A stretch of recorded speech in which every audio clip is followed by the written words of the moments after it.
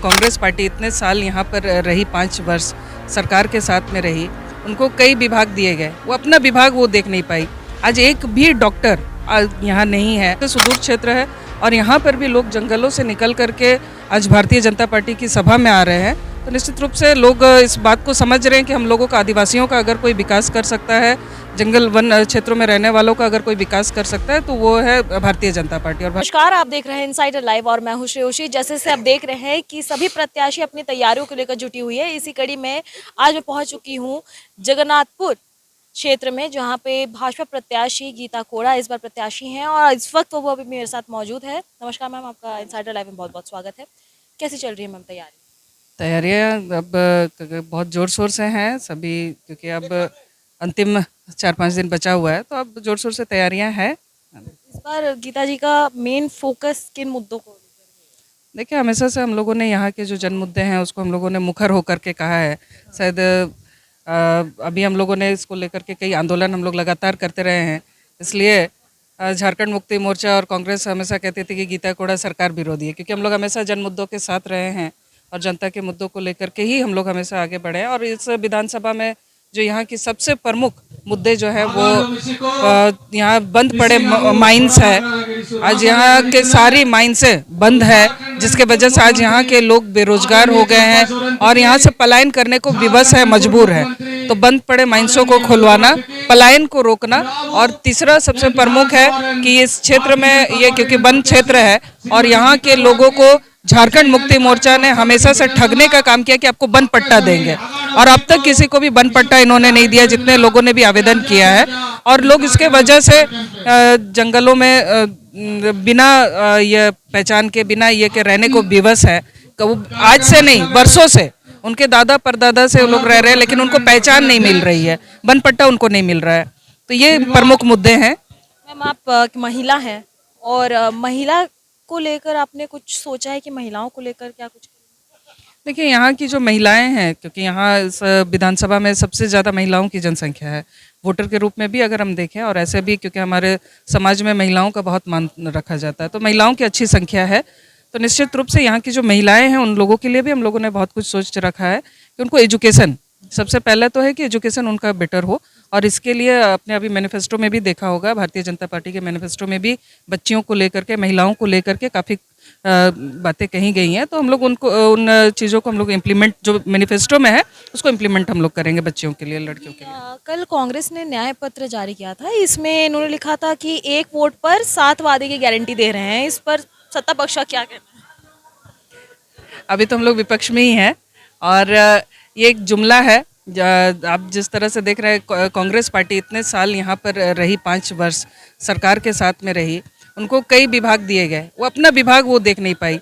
आज एक भी डॉक्टर यहाँ नहीं है। ये सुदूर क्षेत्र में हम लोग जहाँ खड़े हैं, यहाँ पर भी डॉक्टर नहीं है। और हम लोग इस बात को कई बार हम लोगों ने कहा कि अस्पताल बन गया, हम लोगों ने बनवा दिया, तो डॉक्टर्स तो दीजिए। तो उनके जितने घोषणा पत्र है वो सिर्फ जुमले ही हैं, वो भी इस तरह ही सब ऐसे ही निकल जाएगा। जिस तरह खटाखट निकल गया उस तरह ये भी सब निकल जाएगा। जैसे कि आपने कहा कि यहाँ पे सबसे जो मेन मुद्दा है वो हॉस्पिटल को लेकर है, इससे ज़्यादा इस क्षेत्र में और कौन कौन से ऐसे मुद्दे हैं जिस पर आप प्रमुखता के साथ आप उसको देख? मैंने आपको पहले ही बताया कि बंद पड़े माइंस, वन पट्टा, रोजगार, ये प्रमुख मुद्दे हैं इस क्षेत्र के। इस क्षेत्र में ऐसे भी कई मुद्दे सामने आए हैं जहाँ पे जो जनजाति आदिवासी लोगों को डायन बोलकर उनका ज़मीन हड़पने का काम किया जाता है। ऐसे कई मुद्दे आ रहे हैं, तो इस पर कुछ काम?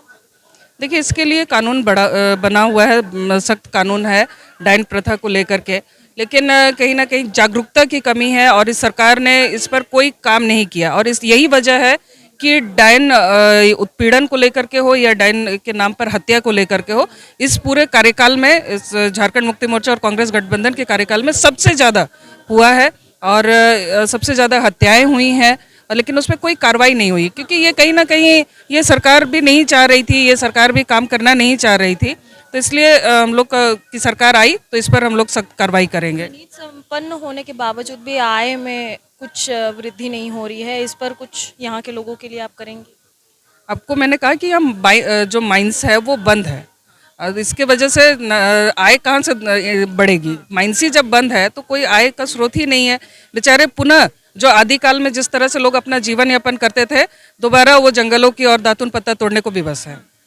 हाल ही में ये आसपास के क्षेत्रों में उग्रवादी नक्सलियों ने एक पोस्टर जारी किया था जिसमें उन्होंने ये लिखा है कि वोट बहिष्कार और भाजपा को मारकर भगाने की बात कही गई।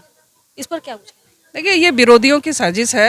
ये लोकसभा चुनाव में भी इसी तरह के विरोधियों ने हथकंडे अपनाए थे, लेकिन जनता अब जागरूक हो गई है। जनता समझ रही है इन सब चीज़ों को कि उनको असल मुद्दे से भटकाने का काम विपक्षी इस तरह के हथकंडे अपना के कर रही है। जनता अब जान रही है और जनता इस बार वोट करेगी भारतीय जनता पार्टी को। मधु कोड़ा जी भी राजनीति में लंबे समय से रहे हैं, उसका कितना आपको फायदा मिल रहा है? देखिए, मधु कोड़ा जी सक्रिय रूप से हमेशा से राजनीति में रहे हैं और उसका निश्चित रूप से उनका फ़ायदा होगा, क्योंकि वो हमेशा जनता से जुड़े हुए रहे हैं, जनता के बीच में रहने वाले हैं, तो उसका फ़ायदा होगा निश्चित रूप से। यहाँ मोदी मैजिक काम कर रहा है।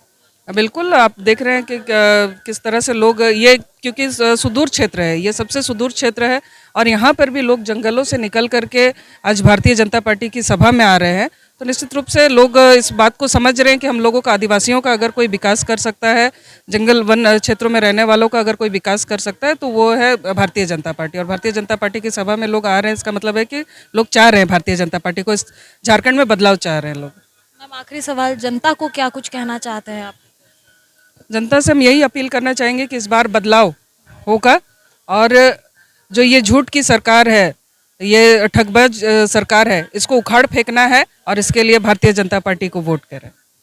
बिल्कुल, तो जैसे कि आपने देखा कि हमारी बात हुई गीता कोड़ा जी से और इस बार वो कहीं ना कहीं ये विश्वास दिला रही है कि इस बार जगन्नाथपुर से जो वो प्रत्याशी चुनी गई हैं वो इस बार तमाम मुद्दों पर काम करेंगी, साथ ही इस बार सरकार भारतीय जनता पार्टी होगी। बहरहाल अब तो ये देखने वाली बात होगी कि आने वाले दिनों में क्या कुछ रिजल्ट आता है, किसकी सरकार बनती है, इस पे सबसे बड़ा सस्पेंस है। फिलहाल 23 नवंबर का इंतजार है, ये सारा सस्पेंस 23 नवंबर को पूरा हो जाएगा। तब तक के लिए आप देखते रहिए इनसाइडर लाइव।